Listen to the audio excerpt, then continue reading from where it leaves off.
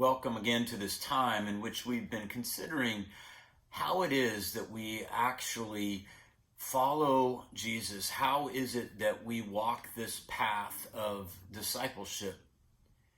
And yesterday we talked about a time of prayer, and much more can and should be taught on what prayer looks like. What models of prayer did Jesus himself show us in the Gospels?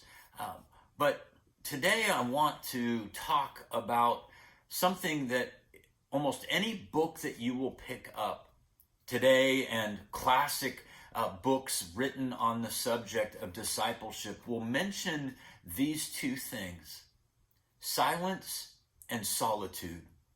Silence and solitude. And in this time of sheltering in place, some of us might frankly be having too much of that time of silence and solitude. But when the classic writers and more contemporary voices are talking about silence and solitude for a follower and apprentice of Jesus, they mean something different. Not loneliness, but rather choosing to put yourself in a place where you are alone with your thoughts and directing those thoughts to God, where you resist the temptation to fill that space with music or listening or even reading, but to simply be present before God.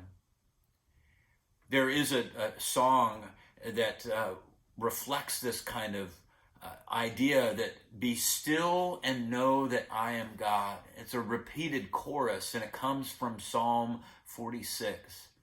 And in the hurried life that many of us had been living, it has been hard for us to be still. And perhaps in this time of sheltering in place, being still and quiet has really become a fixture in our lives. But I want to encourage you that there is something about silence, choosing to put yourself in a place of quiet and silence, removing yourself from the companionship of others, as many of us are already doing, but choosing to simply be with God.